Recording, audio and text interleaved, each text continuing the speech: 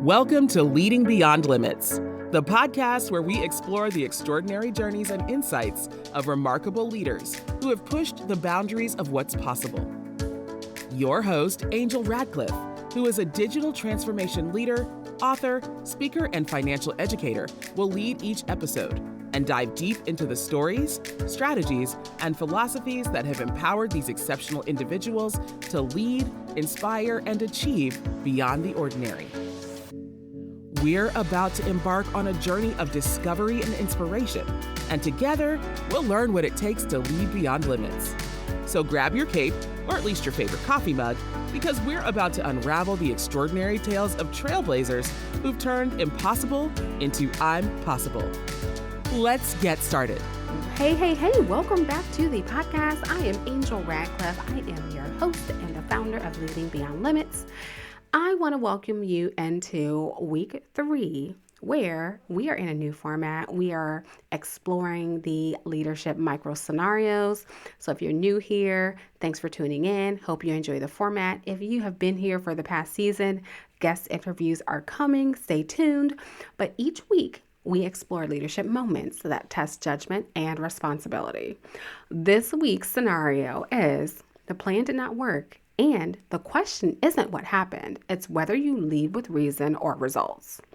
We'll go ahead and dive into this scenario now. And I want to welcome back Avery and Jordan. Hello, and welcome back to the deep dive. It is honestly so good to have you here with us. It is. I have to say, being back in the studio just feels right, especially for the conversation we are about to have today. It feels a little different than our usual fare. It really does. And before we even, wade into the deep end here, we owe a massive thank you to Angel Radcliffe. Absolutely. 100%. We are so grateful that Angel is letting us cover this deep dive again. It's a real privilege to revisit this specific scenario because, frankly, every time you look at it, you see something new. You do. So a huge shout out to Angel for allowing us to explore this work. It's funny you mentioned seeing something new because usually when we sit down here, we're unpacking like a 50-page white paper or some dense academic study. Right. But today, the stack of papers is pretty thin. We're looking at leading beyond limits, and specifically, we're diving into a concept from the 52 weeks of high-stakes decisions. Right. And what stands out immediately is the format. I mean, we aren't looking at a chapter or an essay. This is described as a leadership micro-scenario. I really got stuck on that term micro-scenario. It sounds almost like a flight simulator for executives, a test environment. That's a perfect analogy. It's a pressure cooker.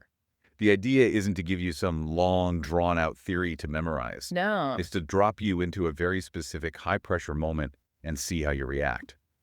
The goal here, as the text puts it, is refining the decision-maker's edge. Refining the edge. I like that. It implies the blade is already there, but it needs sharpening. It's not teaching you how to be a leader from scratch. It's about that fine-tuning under pressure. So, listener, if you're ready, we're going to drop you into the simulation. Let's do it. I'm going to read the scenario exactly as it appears. It starts with just 3 words. Okay. The plan failed. Oof. Yeah. It lands heavy, doesn't it? The plan failed. And then the scenario poses a single central question to you, the leader. Do you lead with reasons or results? Even just hearing you say that, the plan failed, it triggers like a physical reaction. It does. Those are the 3 words no leader ever wants to say or hear. It hits you right in the gut. It's the nightmare scenario. You've promised a deliverable, you spent the budget, you've rallied the team, told the shareholders it's a go, and then it didn't work. But here's where we have to be really careful. We're not talking about crisis management tactics here. We aren't talking about how to fix a code or how to spin the PR or how to, fire the vendor. Right. This is more fundamental. This micro scenario is forcing us to look at the split second after the reality sets in. It's not a tactical problem. It's a study in what the text calls the conviction of command. Conviction of command. That sounds intense, almost military. Mm-hmm. But I imagine in a corporate setting that translates to something very specific. It does. It's about the massive gap between knowing what a leader should do in theory, we all have the books on the shelf, and actually doing it. When you're standing in the wreckage of a failed project and everyone is looking right at you. That's the crucial distinction. We all know the theories, but when the heat is on, logic can go right out the window and emotion just takes over. Exactly. So let's get into that tension the scenario presents. Do you lead with reasons or results? It implies a fork in the road, and you have to choose instantly. Okay, I want to play devil's advocate here for a second, because the scenario clearly sets up reasons as the trap. But be honest, if something goes wrong on my watch, my first instinct is to explain why. Of course.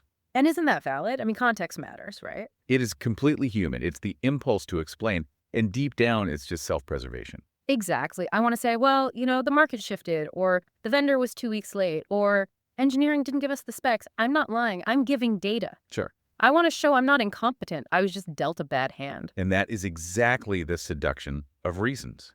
You feel like you're being transparent. You feel like you're acting like an analyst.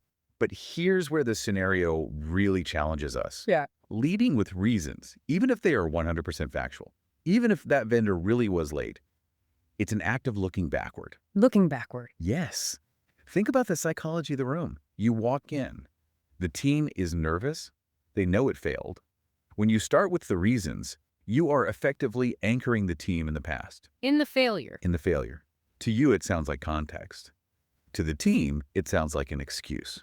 That's a hard pill to swallow, because Yeah. I think as leaders, we convince ourselves that if we explain the complexity, people will respect the failure. If they just understood how hard this was, they wouldn't blame me. But the scenario is very clear on this. It has this line that really just cuts deep. Explanations don't fix problems, ownership does. Explanations don't fix problems. Wow. Right. Explanations are passive. They're about what happened to us. The market happened to us. The vendor happened to us. Ownership is active. It's about what we are going to do. Which brings us to the second path, results. But results feels like a weird word when the result is failure. I know it does. Yeah. Usually we think of results as the win. Right. In this context, results means leading with the hard truth and the immediate path forward. It's about defining the new reality, acknowledging the state of play without the fluff. The scenario offers a pivot phrase here. And I think we need to dissect this because words really matter in these high-stakes moments. It suggests saying, this didn't hit the mark, and I'm responsible for the pivot. I'm responsible for There is zero fluff in that sentence. No, unfortunately. No, due to unforeseen circumstances. None. And notice the pronoun. It's not we missed the mark. It's I am responsible. That's scary, though. I mean, that feels incredibly vulnerable. Incredibly scary. But notice what happens to the energy in the room when you say that. If you start with reasons, the vendor was late, the software crashed. The energy is just swirling. It's anxious. Yeah. Everyone is looking around the table thinking, am I going to get blamed? Is it my fault? It's defensive. The shields go up. People start checking their email archives to prove they did their part. Exactly. But when you say, I'm responsible for the pivot, you ground the energy. The scenario refers to this as quiet power. Quiet power. That's evocative. It's quiet because it stops the noise of anxiety.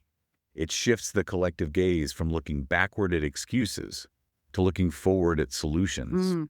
You are essentially saying, I'm holding the weight of this failure. I'm the container for this mess so that you, the team, can focus on the solution. I see. So you're acting as a kind of shock absorber. You take the hit so the team can get back to work without looking over their shoulders. Precisely. And that is what refining the decision-maker's edge is all about. It isn't about being the smartest person in the room who can explain the complex nuances of why the ship sank. Right. It's about being the person who can stop the panic and point to the lifeboats. So if this is the decision maker's edge, and if taking ownership is so clearly the right move for the team, why is it so incredibly hard to do? Why do we hesitate? That is the million-dollar question. Because intellectually, we get it. But emotionally, it's a totally different beast. Right. Sitting here in the studio, it's easy to say, just own it. But in the moment, we freeze. Why do we freeze? Is it because we don't know what to do next? Rarely. This is where we have to look at the psychology of hesitation. The scenario describes these moments as gray area moments. Gray areas, meaning it's not black and white. Meaning there is no easy answer, no textbook solution. And that terrifies us. Usually the hesitation isn't because the leader lacks information. It's almost never a case of insufficient info. That's not an intellectual problem. We know the plan failed. We probably even know what the pivot needs to be. Exactly. We usually know exactly what happened. The real barrier is emotional. It's a profound discomfort with risk, with accountability, and with visibility. Visibility is the key word there for me, because if I stand up and say, I'm responsible for the pivot, all eyes are on me. Right. And if the pivot fails too, well, now I've failed twice. That's it. That's the fear. Leading with reason spreads the risk. The market failed us, diffuses the blame to the economy. The vendor failed us, diffuses the blame to a third party. Leading with results concentrates the risk entirely on you. Yeah. And that requires a level of self-trust that is very hard to muster when you've just taken a hit. It feels like there is a fear of competence involved, too. Like, if I don't explain why it failed, people will think I'm just bad at my job. Yeah. Oh, he didn't know the vendor was late. He must be asleep at the wheel. That's the ego talking. The ego wants to be seen as competent, and the ego believes that competence means perfection. It thinks competence means predicting every outcome. But this scenario is teaching us that real competence, real conviction of command, is the ability to move forward when perfection is gone. So waiting for the perfect explanation or waiting until you can perfectly justify what happened, that's actually weakness disguised as diligence. It is absolutely a trap. The scenario reminds us that certainty is a myth. Certainty is a myth. That is a bumper sticker for leadership if I ever heard one. It is, especially in high-stakes decisions. Leadership decisions are frequently made with partial clarity. If you wait until you can explain everything perfectly, or until you have a guaranteed path forward, the opportunity to pivot is gone. The momentum is dead. That connects back to something implied in the scenario that leadership is about presence. Yes, it's about being present in the discomfort. Can you stand in the front of the room, admit the plan failed, and not scramble to justify your existence? Can you just be the leader who solves it? Yes, that's it. That is a tough mirror to look into. It suggests that leadership isn't about what you know, it's about how much discomfort you can tolerate. It is, but that's why the subtitle is Refining the Edge. This isn't something you're born with.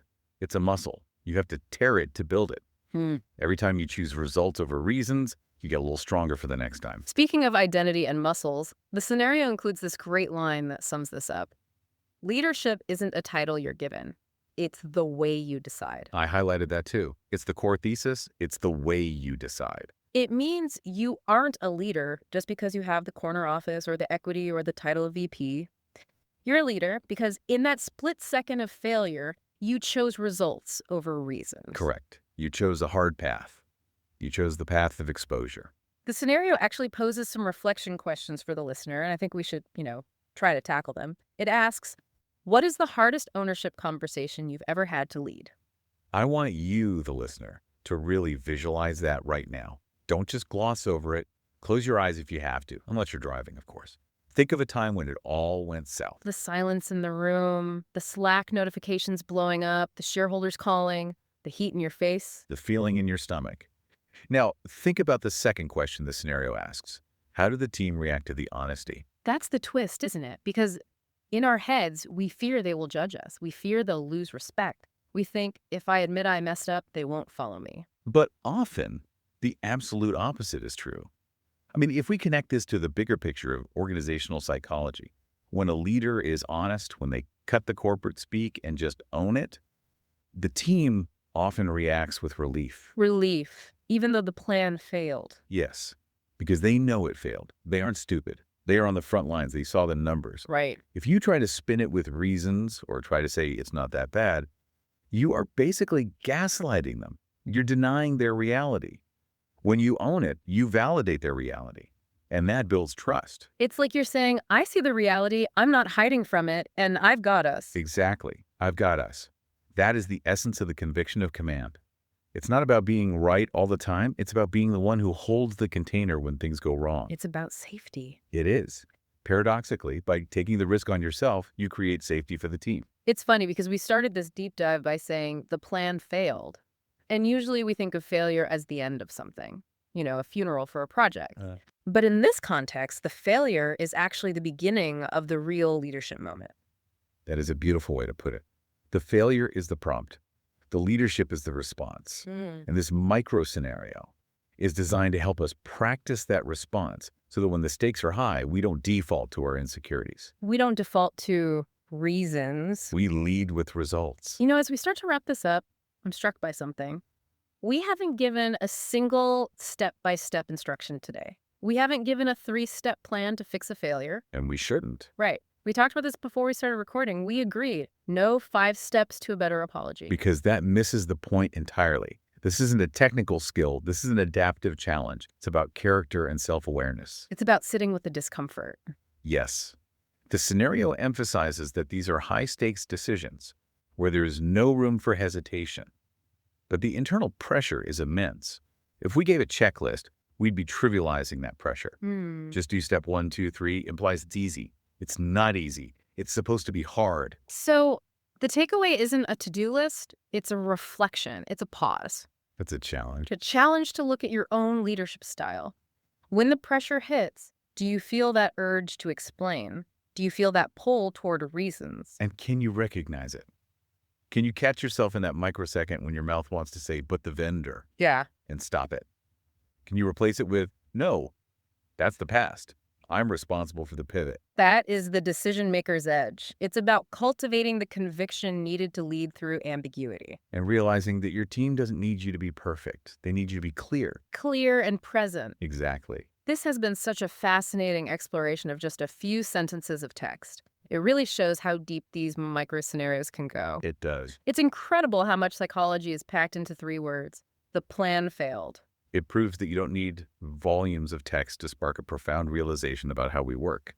Sometimes you just need a mirror. So here's our invitation to you. We want this conversation to continue beyond this deep dive. We want you to really sit with this scenario. Don't just listen to it and move on to the next thing. Let it marinate. Visualize your next failure because it will happen. And we want to invite you to participate in the conversation about this scenario. Head over to the Founders LinkedIn page. That is where the community is discussing these things. And specifically connect with Angel Radcliffe there. Yes, absolutely. Connect with Angel Radcliffe to continue the dialogue. These scenarios are her work, and there's so much value in engaging with her directly. It's not often you can go straight to the source. It's a great way to see how other leaders are navigating these same gray areas. Yeah. You realize you aren't the only one struggling with the reasons versus results dilemma. Definitely. So we're going to leave you with one final thought, a lingering question, if you will. Go for it. We talked about the quiet power of taking ownership. Yeah. But I want you to think about the noise of reasons. Next time you are in a meeting and things aren't going well, listen. Just listen. Are you hearing reasons or are you hearing results? And more importantly, which one is coming out of your mouth? That's the one. Next time the plan fails, and it will fail eventually, will you instinctively look back at the reasons or forward at the results? That's the choice that defines the leader. Thank you so much for listening to this deep dive. We'll catch you on the next one. Take care. Thank you for tuning into another inspiring episode of Leading Beyond Limits. If you enjoyed today's conversation and want to hear more from our incredible guests, don't forget to subscribe, rate, and review us on your favorite podcast platform. Your feedback means the world to us. And if you have a remarkable leader in mind who you'd like to hear on our show or any questions and comments, feel free to reach out to us. You can find our contact information in the show notes. Remember, leadership knows no bounds, and with the right insights and determination, you too can lead beyond limits. Until next time, keep reaching for the stars and leading with purpose.